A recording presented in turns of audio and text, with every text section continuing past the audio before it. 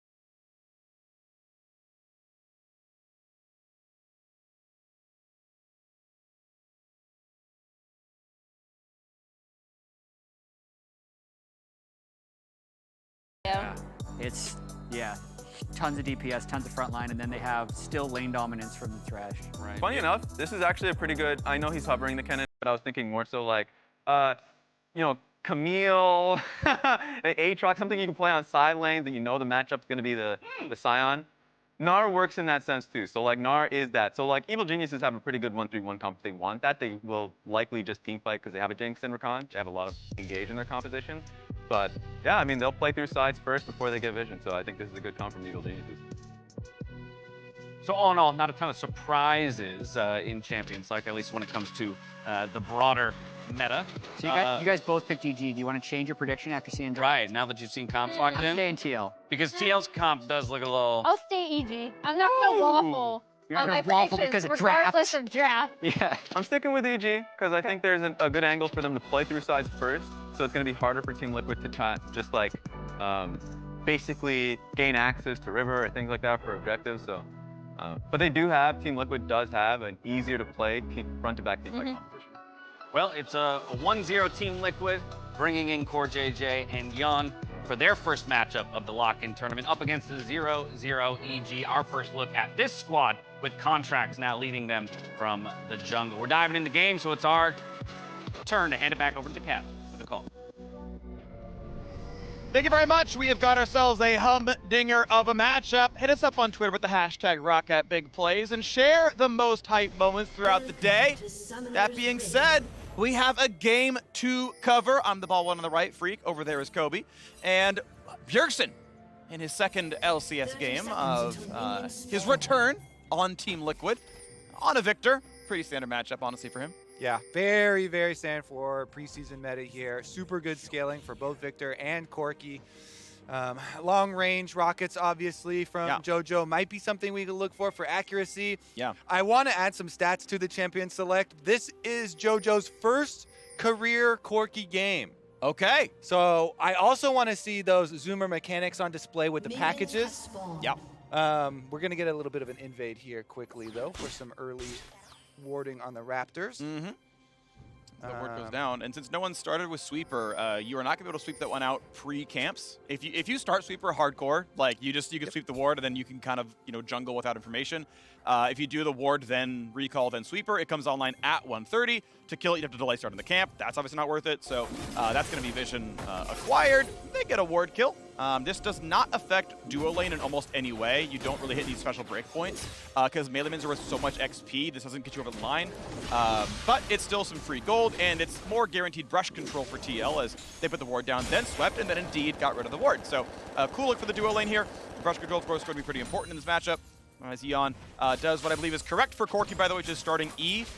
The base damage is like 120. It is, I think, the most damaging level 1 skill in the game outside of like maybe Rumble's Flame Spitter. And so you get lane prio starting there. And okay, in Flash, very low base stats. Opportunity. He's practically Sona up there. It's Sona with dash, which, is relevant to be. You heard it here. But like, I feel like Folded Dead Mininar is maybe Flash Q, not quite the knockup, but the W lands. And Bwipo is the king of top lane. All right, Team Liquid, first blood. We don't even need junglers in the top side. Phreak Bwipo takes care of his own business. That's well done. That's just good play right there. Early TP's coming through, and Inspired. Does he find the dive? This is tough because, of course, there's no wave yet. Max range W will stop recall. Takes only one turret shot. But that cooldown's like 13 seconds, so it's going to be a little while until they can get the rest of the dive going. But Bwipo may end up fighting as a zombie, Who's getting aggro first? Probably Impact. And it's Impact gets the auto, then they go in, charges the Q, not going to be found. There's the kill, and you hop out and you drop aggro. So Bwipo will get this wave. One of the good things about Sion, you dive him, he still gets the gold, he gets the XP. Nice knock up there, but can you block it? The choppers were perfect. Well done there. Yeon gonna flash and ignites. Last tick will not kill. Danny is low. The choppers were good. It's summoner advantage here to EG. Yeah, the supports now own the lane. Both AD carries have to stand pretty far back, waiting for the health potions to tick through. Top side, though, compliments for the usage of information. EG, no. Top side start for Santorin. Trundle has to be on bottom side on the Krugs, so they know they've got plenty of time to pull that dive up. They pull over, Inspired, they go for it, they get Impact back one. Money does go into the pockets of the Xin though, so it's going to be in the hands of Inspired to create some more early action. So you get to push the wave in. Jinx is one of the better early game wave pushers. Rocket Form obviously pretty good. Zap not terrible. And the bonus tactic for minigun means you can shove the wave in. You've got to kind of coach the rest of your way in. You can't let CoreJJ freeze it for you, so you do have to freeze the second wave. You can see Inspired is holding with them just in case, because this is one of the vulnerable points where you could go for the gank. It could look good, but they are going to get the wave in, probably get their own reset. Yeon gets his pickaxe. I believe couldn't quite afford Dune Quiver, would have preferred that for his power spike, but just on his way to Gale Force. Maybe Kraken Slayer is Bwipo still gets some damage on top side. And now Santorin's here. No flash on Gnar. Maybe get the demolish damage in first, and then gonna go for the play first. Hops over. Is it a play? He's gonna be Mega Gnar in a second. The ulti's gonna miss, but the pillar's gonna be there. Mega Gnar, it's gonna be sidestepped by Bwipo to not be stunned, but is it enough damage? 300 health left from this champion. Turret plate to be taken. Will they re-dive? Do they wait Mininar? Charge the Q. Is it against the wall? It is. The stun's going to land. They trade it back. And once again, Bwipo proving he's the better zombie than Darshan. Gets a bunch of turret damage. We get zombie Sion after all. We got a bloody top lane up here. Phreak jungler constantly going up there. What's the gasp? Is it? I forget what Hullbreaker's build path is. Oh. Or is this just Divine Sunderer? I mean, the pickaxe is not in, so. Okay. So I don't mean, build either item much. So it's not Divine Sunder. I mean, pickaxe is not in. Is it? Wait, Are we? Wait, Or is it Titanic Rush? Because like Titanic is like really, really good first item on Sion. It's actually the actual best first item on him. It's just infinite like lane power because it scales up bonus health and Sion prints bonus health. So the actual Dark Tech Sion is Titanic first, but we got to fight in the bottom side first. CoreJJ gets away with the play, but low health bar. All right. Meanwhile, full river vision coverage afforded here for Blue Squad on both sides. These are just indications of the previous pause. That's where it took place. That's where the bug was. So just disregard those. So that was our first Sion Q that they decided to not Chrono Break for. The second pause was an FPS issue, which was a pretty quick, I think, client restart. In fact, that actually might have been the client restart. I'm not certain. Okay, I was told that was the client restart. So that was just, what was it, Bjergsen? Also Forgan rejoining and back on the map. So we are beyond everything else here. Tries to zone out Jojopyun, gets a nice poke. And, to be fair, CS lead for the Burger King, pushing Jojo out. And, gotta say, better laning for the Viktor. Yeah, I usually do give a little bit of an advantage for the Viktor early on since it's been really common to start taking Airy. A lot of the LPL laners have been doing that, go super aggressive early on, trade into the Corki, and try and get that health advantage. Best poke rune for sure. Yep. Forcing Valkyrie. That is not only a 30-second cooldown, but also 100 mana. That is actually a really big loss for a Corki. Before you get all the way to Mana Mune, your mana just isn't that good. Your spells are expensive. And so, yeah, you actually have a pretty rough time having to burn that, if you have to burn it like frequently at all. Does also cause the indication here where jungle has to come hold the wave. So you get some view of Inspired, can easily track now as he exits from mid lane up towards top side. And Wave gets into the turret as he transitions over to try and rush this Herald. All right, well, we're going to see if EG can make that one happen. Of course, Gnar does have early pressure. Right now, Bjergsen's on his recall. Jojo's already made his way back to lane, so could be enough. But Santorin's here, spots it. Vulcan's there, though, as well. Top laners are fighting, ult into the wall, trying to keep Bwipo out. But now, Santorin with Package on, thankfully has a lantern to get away as both supports have roamed. But Package creates the space, and that means first Herald goes to EG. Yeah, that's what we were talking about in Champ Select as far as timing on packages for neutral objectives. First one is a no-brainer because guess what? 8 minutes, that's Rift Herald. So you just pick it up, head right back there. And it was because they had full vision of Bjergsen here for the desynced recalls. Jojo was forced to recall early, but goes back, gets the package just in time. That's why he just uses the Valkyrie, uses all of the resources there, health and mana, in order to get back there, immediately pick up package. The coordination there from Inspired goes, starts it up. They know they've got mid lane advantage. Package did actually get some usefulness as well as, forcing this flash here from Santorin, getting a little chunk onto him there. So lots of good little coordination things coming from EG around the Corki package that we were looking for them. Definitely well used thus far in the game, and it does mean some more gold could go into the Zin's pockets. Knock up. Zap is tanked by Core. Flays back in. Hook's going to land as well. Big damage, but the E backwards means no Aphelios, so it lands. Yeon 0% on his ulti. Now the health bars are low. Danny walks in for a bit more, but without more of a rocket, can't quite get the kill. Yano! A trade of kills in the bot lane. You love to see it. He just was able to rotate enough bullets through, picks up the green gun. So green gun Q with the extra range is the only thing that can answer the range of that rocket.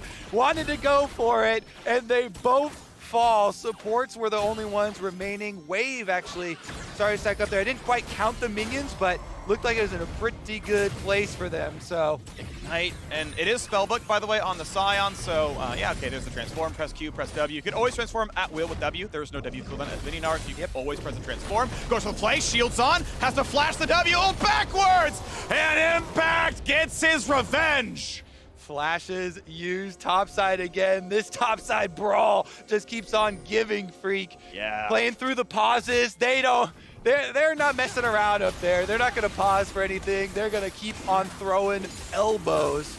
Yeah. And this one is going to mean Dragon actually first one will go over to the hands of Evil Geniuses. So these neutral objectives really starting to stack up for them. Yes, it's a slight gold for Team Liquid at the moment, but the Rift Out hasn't been cashed in yet. So yeah, that one will instantly turn swing back. quickly. Yeah, the current game state feels very, very slightly EG favorite. It's by a small margin. You know, we're like 52-48 or something, but looking a little bit EG favored right now as Danny pushes forward. It is Hull Breaker for Bwipo, by the way, on the spell book. Has a ghost, but hold on, we got to play towards Danny. His flash is down. He does not have a route out, and that's a kill, and they guarantee it gets handed to Yeon. Land the hook, walk away. Beautifully done. This is good. Vulcan schedules his tweet in the middle. Well, your AD carry just died, so maybe get better ward control, bud. Yeah, 3 versus 1. Don't like those odds for the Jinx with no flash. Danny just gets annihilated down there in the river. And yet, even so, still have not set up the play for this Rift Field, looking for that next for EG. They do have quite a few options. Remember, this Aphelios on bottom side, also no summoners still blown from the last exchange. So definitely a vulnerable spot down there. You know, Bjergsen's a lot more difficult to pull the play on. Yes, you would love to, you know, throw your Rift Trail at mid, but kind of difficult with the wave clear here from level 10 Viktor. He's got the Lost Chapter, so plenty of mana, you know, refresh coming through and dealing with those waves pretty quickly. And pops the spell, but goes to chase on impact. Keep in mind, flashless Gnar. The hop is on cooldown. Over to the wall. That Q is going to land for a slow only, and now here comes Santorin. Look at the pillar in time. He locks him up. Is it enough damage is the question, because in comes the rest of the squad, and Inspired claims his second kill. Goodbye, Bwipo. Phreak, not enough damage with the Hull Breaker build. Rush there for the Sion to finish off the 1v1. Impact walks away just long enough. Buys time for Inspired. Your jungler coming to flash to save you in the fight, turns it around. Such a great feeling there for Impact, as Inspired has been all over the map for Evil Geniuses. Both early game neutral objectives, constantly answering the wave states of both top lane and hovering bottom lane to help his bottom lane push in. Yeah. So he's definitely, as advertised thus far in the first game of the LCS, doing quite a lot of work across the map for the team. I will say, we have the full solo queue experience for Bwipo, right? It is Hull Breaker Sion. You have very good split pushing. You get a bunch of bonus armor MR. When you're alone, you print a ton of base bonus health by existing and using your W and getting last hits. So right, the stat profile lines up well. The problem is, he's a 1-in-4 Sion who's only gotten 1 turret play. If I've got a 1-in-4 Sion on my team, that turret better be dead by that point, or you're kind of just inting and pretending it's a team comp thing. So I need to see a bit more out of Bwipo right now. The jungle ganks have been good. The aggression has been slightly overstated. Now we're getting what we want. Now we're getting the damage. Thank you very much, turret damage. There's the second and third plate we're looking for. Meanwhile, the bottom side fight over this jungle is getting kind of deep here. Santorin walking through their own vision to cut off the route towards mid lane. Wow, everybody is collapsing to defend Inspired's jungle. They do secure him the Gromp here, but Team Liquid got a nice little attempt at setting up this play. Scuttle Crab goes over to them, is their slight reward, and the solo laners for Team Liquid are barely edging out the top of this FTX gold difference. Alrighty. Back in the mid wave we go. Bjergsen on about a full wave lead of CS, maybe 1.5 waves, but he's doing a bit better overall. EG, they have kind of recollected. The package is early, by the way. It's been picked up, but Dragon isn't spawning just yet, so it felt like he kind of grabbed it as soon as it was back from cooldown and didn't wait to kind of time it to second Drake. Demerit. Probably. Package only lasts 60 seconds, so unless you pull off a play here. Yeah, I mean, at least they're utilizing it to go for the blue steal. Yeah. So doing it for that one. They in fact get the blue buff. Of course, hard to stack forward. Keep in mind, when you cast package, you are unstoppable during the cast. You can't get flayed out or malfilted out or anything like that. Skarner, I think, is the only one that can overwrite that. So you can always, oh, hook's coming, W, and you're always going to get that one. You'll go over a Veigar cage, you know, all the above.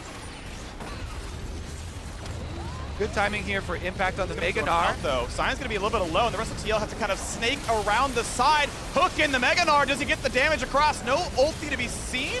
and that's going to be a couple of kills. One back and forth, but Zombie Sion going to get a lot of damage here. Inspired, good ulti to knock him back out. Health bars low on the rest. Negative distance from Impact, but CoreJJ will still lose his life. That health bars are low, back and forth. Yeon got to stay alive, but it's a 2 versus 3. Can it be 1? Danny walks back. I believe Herald was actually claimed by TL since EG can't pick it up. Yeah. Man, just the attempt there with the flash from Impact pulls up, hands full of dirt, and Team Liquid get the extra kill advantage. Also, even though they don't get to pick up the eye, you know, you did get the killing blow on the Herald, 100 gold there, so you get the slight little edges. It's a very close fight here, but little margins going in their favor. And look at this. So package was used pretty early there. Sion right into the face of Impact. So as he transforms, only hits the wallop onto Bwipo, and both front lines take a significant amount of damage. Bwipo can't get out in time, but he's a zombie, so once they trade 1-for-1, you have the extra temporary 5v4, delayed by Inspired's ultimate there. Impact, though, that's the big moment. He flashed in. Rest of Team Liquid were able to kite away. Santorin smited to finish it off as they were kiting away. Was the way that they were able to finish off the Herald, and since Yeon also had red-white, you can't chase that too far, so can't press that anymore. And with the Hull Breaker and Demolish, that tower is gonna get blown up. So, first Herald went the way of EG, but it's Team Liquid who find the first turret kill of the game. Bwipo was already highest gold by a very small margin when we last saw the scoreboard. Now at 6,500. Actually a bit behind Bjergsen, who picked up kills in the last fight, but still a pretty rich Sion up there. See where his build goes afterwards. Is going for tank afterwards. So we're not seeing Prowler's Claw. We're not seeing the zombie kill in the back line. But is going to go into a full tank, but with some split push power. Yeah, I think Hullbreaker is enough split pushing power. You know, buys you a lot of time up there too. Becomes very frustrating to have to deal with. Even after you kill him, gets a lot of pushing done. And all this money going onto Yeon. This is the point where Team Liquid have to continually answer the question of which bottom lane are we going to use? Well, guess what? Now he's fed on Aphelios. 4 extra kills here with plenty of offensive opportunity. We'll put this Sion split pushing to the test. First attempt from EG only gets his ultimate out. That is 1 cooldown blown. Still has flash for other evasive maneuvers, and it allows you the pushing on bottom side since you've seen all the rest of the EG members make their attempt towards the Sion.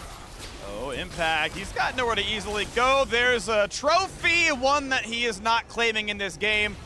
And there's the rest of the damage. Bjergsen able to grab the kill credit. 8-7 on the board, 2,000 gold lead. EG's Herald Crash did not get them much. No turrets on the board. Yes, 1 Drake, but Team Liquid in the driver's seat here. Yeah, Team Liquid looking a lot better here. They got at least the killing blow on the second Herald. They got the Dragon. They got better of the side lane push. Bwipo easily just ults out, so he doesn't get caught. Meanwhile, Impact kind of walks his way through. Dangerous territory, gets punished, and the result of that punishment is not just the extra kill money, but tower number 2 and a possibly overextended Bjergsen. Does get the lantern out. Santorin can walk his way on the front line too, and then trying to buy time. Can they keep going? I mean, it's 3v3 kind of, but Yeon's going to be there earlier. Sion's still hard split pushing here. Bwipo going to be going again towards Sunfire second, but he's got the wave clear. I mean, look at the AD, right? The minions get basically 1 shot. Keeps Impact locked in the lane. It's a great opening to this game for Evil Geniuses, but in the last 5 minutes, some very good macro wins for Team Liquid, resulting in this big gold lead, as well as evening up the Dragons. All the gold going into perfect spots as well. Both Bjergsen and Yeon having the gold bounties on their heads is where you want them. The only thing they have to wait for now is those flashes on both of their carries before they can really start to flex this advantage. Turbo Chem Tank the option here. Of course, the obvious first glance is, well, we Sional, right? We get the move speed anyway. We get to melee range and slipping around us anyway, but it gives you the extra button mid-combat. You don't have to ult to just like walk up, Chem Tank slow, try to Q off that one. So more team fight starting agency. Yeah, it's purely, for my money, the best tank mythic now. There are some tanks that really can't use it, in which case Sunfire, you're going to get some more damage. But I think with the last round of changes to Frostfire, that one's just dropped off the map. And so majority of tank mythics you're probably going to see, especially in pro play, where they can use the active. The Turbo Chem Tank should reign supreme.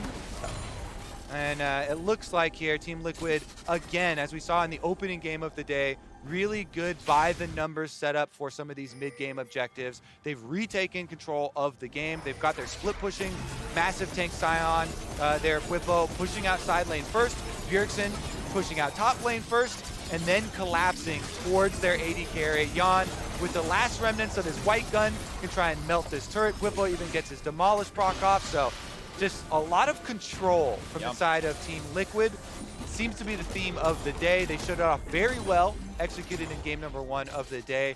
Now, versus Evil Geniuses, a very difficult opponent, showing much the same. So ready to go for the team fight soon. I have to imagine Ocean Drake spawning in 24 seconds. TL, this would be their second, half in a Dragon Soul, and yeah, Ocean Soul would be a pretty good game winner if they can get there. Sion just gets the mid lane wave clear, not a problem here at all. AoE and Crocodile this time around, but Jojopyun does have package, and that can be scary for the fight.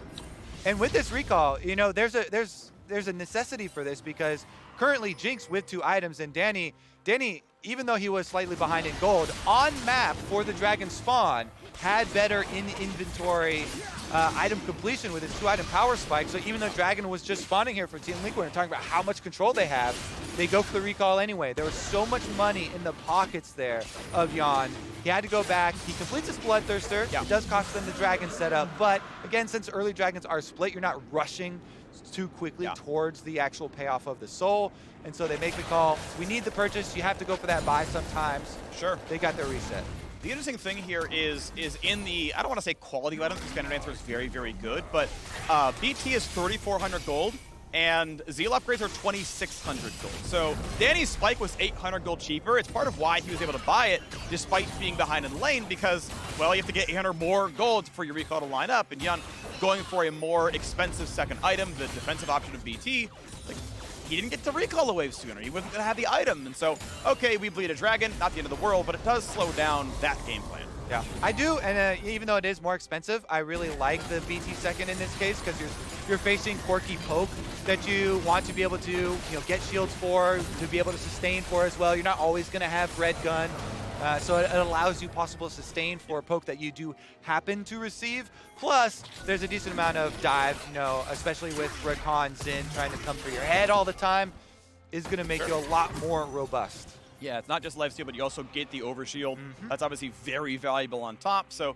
yeah, it's the sort of generally best burster really item. It's just unlucky that it's the most expensive one. Unlucky right? price tag. Well, it's funny, right? Because like, if you're doing poorly as a mid laner, you're like, oh, I'm dying a lot here. It's like, oh, I'll stop by for a 2,500 gold Zonias or a 2,500 gold Banshees veil. It's like, oh, that's not that hard to get to. Oh, am I doing bad with AD carry? 3,400, buddy. It's Infinity Edge cost. I'm just laughing at the prospect of Phreak walking into like the Gucci store and being like, unlucky, this price tag on this is just too expensive for me. Right. Who could have known? Who could have known? If I had better luck. If only, if only I had a trust fund when I was born, I could have afforded the Bloodthirster. But, bad RNG on Bird.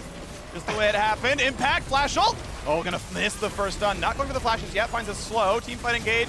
Danny hit the 2/3. The disengage here. A stun on Mega Gnar is decent damage. And again whiffs it. Only a slow here, though, for the front line. Inspire gonna kite it back out. And that means Sion drops. Bwipo walks in and goes zombie again. I think that's his 5th or 6th death. That was both good kiting by the backlines, but also the front line making the big mistake. CoreJJ makes his mark. Turns it right back around. Welcome back onto the roster. Making it not an int, but a 1-for-1 and a turret kill. TL still ahead. I don't know, man. Okay, so you're in such a good spot. EG, they had just burned Vulcan's ultimate combo there, so no Rakan engage to worry about. Also, Mega Gnar just missed. No Wallop and no Mega Gnar from Impact, but then Bwipo steps up under the tower and they throw their kind of cooldown advantage away from the fight. So here's another look at it. Wallop, stun here, doesn't hit. Then as they're kiting away, Vulcan can't engage either, so good kiting by the back line, and you've got this big advantage. Mini Gnar's about to come out too, flash burn, and you're thinking, huge advantage, but Bwipo goes too far under the turret, he gets punished, and it's only by the graces of CoreJJ. CoreJJ pulling out the death sentence here after they get the tower. Boom. Shot. Full length onto Jojo. Finds the extra kill. Yeah, well done to him. And yeah, Jojo unfortunately flashes down. Valkyrie might have been down by that point in time as well. Just gets picked off and he's got decent CS and a couple of kills. But yeah, that is a death that was certainly avoidable with some better awareness. Good job again to Core to make it happen. And we are back to the side lane situation. Still going for a tanky build. Bwipo onto his Thornmail next. I still want to say that I'm a really big fan of bruiser builds on Sion. Sterix, the shield, is based off max health. He has really high max health. It's a very good shield. Titanic Hydra gives you AD based on bonus health. He has very high bonus health. I know no one really plays Bruiser Sion, but it is a good option. I want it to be recommended. I want it to be considered, at the very least, on the internet. But we have a Baron beginning here for Team Liquid. It is Envision. EG know what's going on, and that means it's going to be a peel backwards. Okay, you called it. You got your wards fine. All right, bottom side is pushing in EG favor as you see the mini Gnar down there. Impact collecting the solo gold, but the team is coming for him. That's a TP, right? I think it's a hard TP being burned, and he's going to get out of there in time. 8 seconds would have been too long. A recall wouldn't have worked. But a summoner TP is only, I believe, I want to say 4-minute cooldown, I believe, after its Unleashed teleport, so not horribly long. Is going to be down, though, for the Dragon, as we got a flash engage, a dive, a package, and a complete shutdown. Bjergsen is dead, but so is Danny. 1 for 1 to the back lane. We got the tanks going as well. Second kill in for EG. Traded back, though, as well, as Sion's putting in the damage. Big Mega Gnar comes to buy some time, and Impact Force run away. Another kill in for Inspire. Double kill for the Zhao. Now on to Bwipo. He is tanky, but he's got to have a hard time getting away. Santorin walks back in as well, but I think it's too much crowd control. They're going to clean up out of this one. EG, thumbs up for Vulcan. Bwipo down low, gets picked off by the mini Gnar. Only 1 man left alive, Santorin alone. 3 alive for EG. And Phreak, that means Dragon's sole point here for Evil Geniuses. This will be number 3 for them. They can transition down, pick up the Ocean Drake. They don't miss this engage. Vulcan this time around, ult flash, finds the mark. They get the engage, capitalizing on the extra man advantage. You think, honestly, too, there was a pretty good turnaround there from Team Liquid mid-fight, getting the blow up there with the big Aphelios ultimates. And yet they still pull it out here. So EG rewarded for this engage. Package in hand, the coordination between Vulcan, Jojo follows it up. Everybody dashes in. They immediately annihilate Bjergsen. Now with the Viktor down, it's all on Yeon's shoulders. And he actually delivers, blows up Danny. Then he's right in the middle of it, though. Inspired answers back, and you can slowly wage that war. You've got the DPS advantage, since you've got the extra person there. Back right out to the Baron, though. 6 can dropping quickly. Pretty good. Yeah, getting pretty low right here. No flash for Inspired. No blast plan as well. Has to either WE or get pushed in. Can't jump in time. Spike comes through. That is a Baron claim for Team Liquid. Soul points or not, they've started the map control. Here comes the dive. It's the front line ulti in for Inspired. Knocks him right back out. Good timing on the ulti. Tank the stun, then kick him out, and you are out of there. Ult for ult. Everyone stays alive, but TL have to be happy with the fact that they walked away with a Baron. I gotta say, Phreak, this one's delivering. The Team Liquid EG matchup here. Pick for exciting one. It is Soul Point versus Baron push.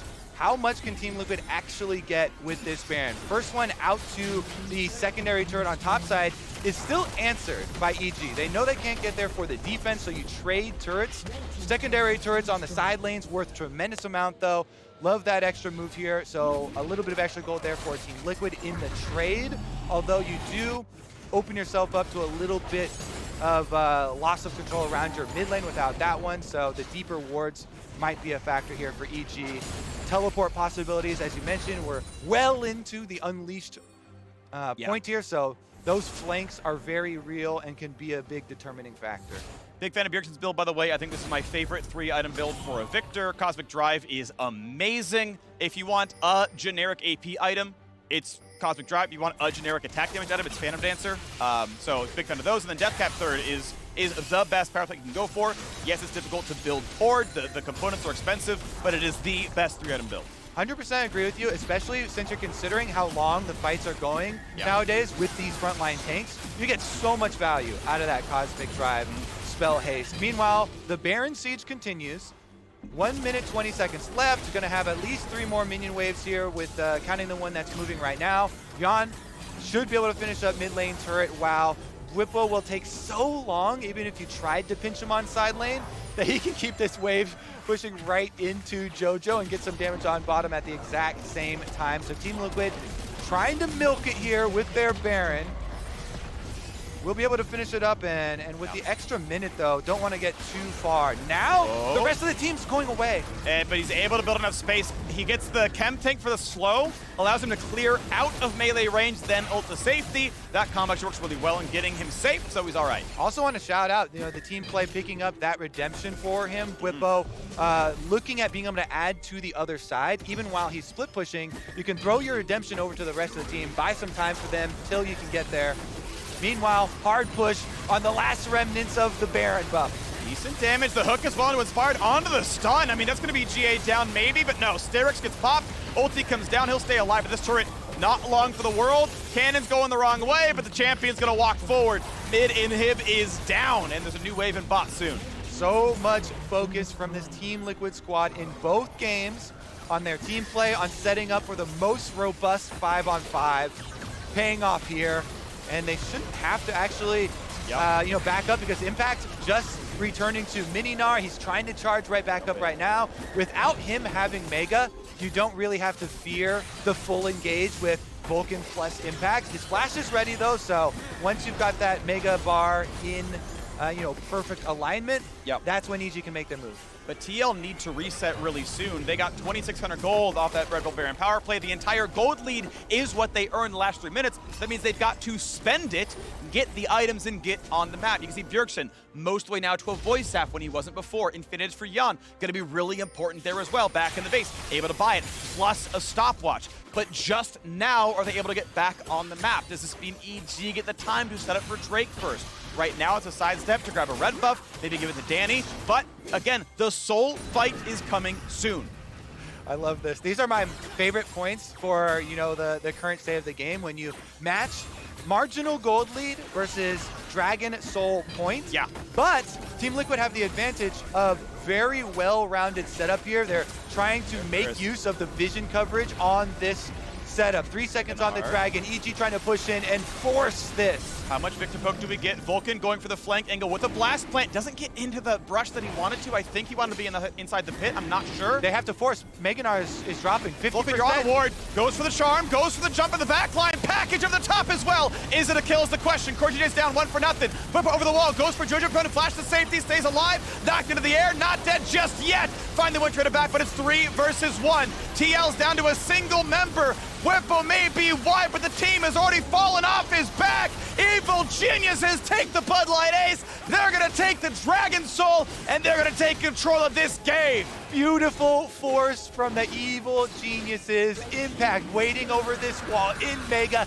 And Vulcan doesn't care. He's going to make that flank work, walks over the wards. They put so much pressure. Look at the positioning from Yeon and Bjergsen. Look how difficult this gets. Now they see Vulcan, so they try and send the answer, and yet he just goes right through him. Bjergsen gets charmed, package over the middle, and even with CoreJJ being the first one blown up, not the highest value target, Jojo buys so much time going back over that wall, still puts out the damage, and it allows the rest of EG to take out both carries. Yeah, I love this. I love the coordination. Kobe, this is not meant as flame as you, but it's just the general idea of the look at Corki. I don't want to hear this about, you can't look good on Corki, you can't look good on Viktor. You dive into the back line and you kill him yourself in every team fight. He's grabbed the package, and he's like, I'm on the same page as Vulcan. When Vulcan goes, I go, and we are slaughtering someone. We are gonna one-shot Bjergsen. This man is dying, and I'm doing 5,400 gold, 5,400 damage in this one, and we're ready to fight yet again. It's part of the front line. Ulti is on. Lantern back to safety. Looking for the fight yet again, though. Bwipo is low, forced to run for the hills, as the region's gonna put EG right back to full health. I feel like that's a little bit unfair, because I specifically said we need to see some aggressive packages from him. That's why I said it's not about you, Kobe. It's about the overall Corki's boring flame. And I agree, if all you build is Ravenous Hydra Lutens and all you do is poke from 2,000 range away, your champ is boring. When you dive in with packages and you build a little bit tankier, like a Shield Bow or Guardian Angel, then you're full action Corki, and it's hype. Yeah, I've actually seen, it's not super popular, but even Crown of the Shattered Queen, Shield Bow or Crown both give you that extra little tankiness for the super crazy dive bomb moves. But Ludens is just so rewarding when you hit those rockets onto backline members.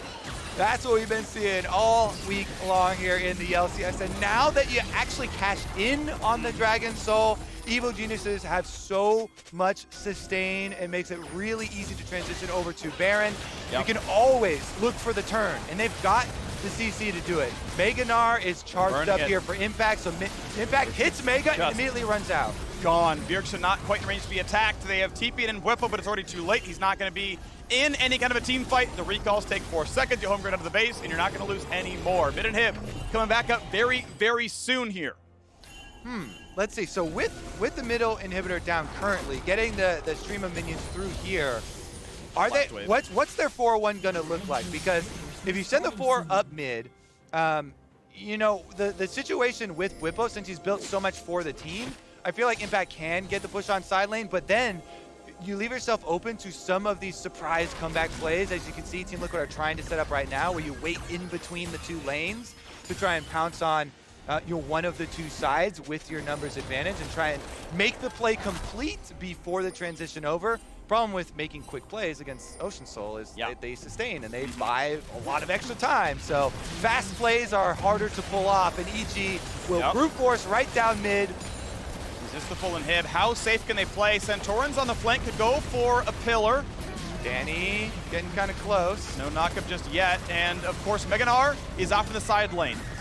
Viktor being down, recalling out a bot as well, means there's no damage threat really. Yeon's not going to one-shot anyone. It's really a 2-damage champion team, as Void Step is done. For Bjergsen, yes, he can deal a ton of damage in these fights, but so far the threats for EG have been safe enough or have picked their opportunities at the right times. And as long as Team Liquid, even though they're at a disadvantage, as long as they are 5, their team fight is always threatening. And especially so if Yeon is able to rotate through the correct guns, have some good AoE with Infernum right now. So see about the push here. There's still going to be another minute left on this Baron as EG even up a lot of this map control. They never ended up actually finishing that inhibitor, just leaving it exposed, not wanting to trigger supers quite yet, and respecting heading through one of these choke points into the team fight prowess that Team Liquid are showing. And there we go. The wave getting knocked down. And ultimately, we're not going to have too much done in the bottom lane. That's okay because Impact is pushing in the mid lane and does not quite kill the inhibitor, but at any point in time, you can walk up for like a Jinx rocket auto and it'll die there. Biggest determining factor is, can Jojo find rockets onto Bjergsen in the back line? Because Bjergsen does not have sustain. So a rocket into the back line. Oh, here we go though. Sion down mid. Inspired once again, takes the front line, takes the ult, then presses R and gets out of the range of most of it. Huge damage! And is the stopwatch enough for Santorin? Yes, just barely. But the rocket forcing a flash, a summoner heal out of Yeon.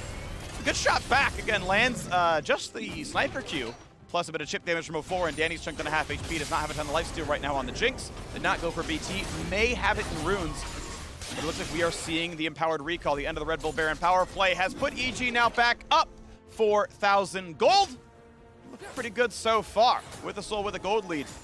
You got nowhere to go but up. And we've got nowhere to go but Elder Dragon, Phreak. 30 seconds left on Elder Dragon. So many games nowadays with the meta turning into these Elder Dragon fights. Ocean Soul certainly a big advantage, but not something that doesn't have answers. Looking for the heal cutting, actually, and there's not a tremendous amount. Bwipo has Thorn Mail, so if he stuns, he gets it. If they auto him, he gets it. Yeah, it's looking like just that's that. It. It's just that. So that's rough, actually. Yep. If Danny Vulcan, that's a charm. It's not good, but it's only on the Trundle. Now that's decent poke. If there's no minions dying around Santorin, he's not getting the health back. A little bit of Corki poke, but hitting tanks is not the most damage at that point in time. That's so big, though. Not going to have the Vulcan ultimate, and they're trying to burn this while Mega is still timing out for Impact. Fired. He's going to actually walk in for a bit more. Ulti's on. They can't hit him for much damage, so it's a bit of disengagement, but it is an ulti down for the EG jungler. Is that going to be enough? Bwipo's going to walk up. Has exhaust, has a smite. He booked over to smite. So double smite for TL could be enough to grab this one. Does not find the knockup from the ulti. Has to kite back out, puts on the shield. Now we look for round 2. Teleporting mid. Okay, they're pushing. They're going for the end of the game right now. Jojopyun leaving his team in the 4v5. Stop the ports! Stop the ports and you win the game. Corki going for the base right now to just get the demolition. TP in for Gnar as well. Inspired goes for broke. Smite goes through to Bwipo, and we are going to see the first kill. But The rest of it is what matters. The bounty is claimed, and Bjergsen able to get back, able to get the kill. Is it going to be enough? Got Thresh Elder! gonna fall, but Impact gonna zone him out. Can they kill the Nexus? They can't kill Bjergsen just yet. They've got the recalls coming in. The pillar up there, the stopwatch. They should get the kills. They should save the base. Can they go for broke? The question is, as Impact has to run, but Impact should certainly die here. Can they get one more tick of Elder on him? CoreJJ is running the opposite direction out of the fight. Healing. 2 dead on both sides, 3v3 on the Danny! map. Danny, can he kill Core? He finds one, and it's 3v2 on the map, and they are full health. Ocean Soul versus Elder Dragon.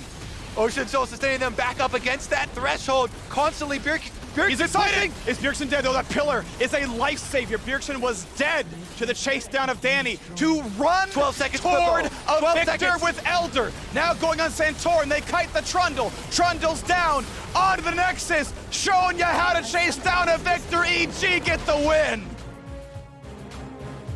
How's that for some fireworks on Woo! episode 1 of Kobe and Phreak's pick of the week? What a game! Give us another one next week. Give us another one next day. That was a fun one. Elder That was fun. versus Ocean Soul. Yeah. That's such a cool matchup. You know how much that saved Gnar's ass? Oh, yeah. Versus that threshold? He was getting maybe 100, 200 HP, close to the Elder line, that execute, constantly flirting with it. He sustains back up, throwing out the boomerang, just touching something, trying to get that regeneration going. Yep. Man, that was a fun one. Definitely a fun ending. This Yes. type of matchup, especially, top of the bracket for LCS is really going to be exciting this year. Yeah. Definitely delivered here in game number 1. I mean, Team Liquid also, though, even though they lost, with both iterations of bottom lanes, still looked quite good. Yeah. But my results-based analysis is CoreJJ is clearly washed and bring back A. I knew that was coming. Yeah, Blah, blah, blah. I'm also not serious. I am one of Core's biggest fans. I feel like, it's going to be a good team. We'll see which way it goes down, long term.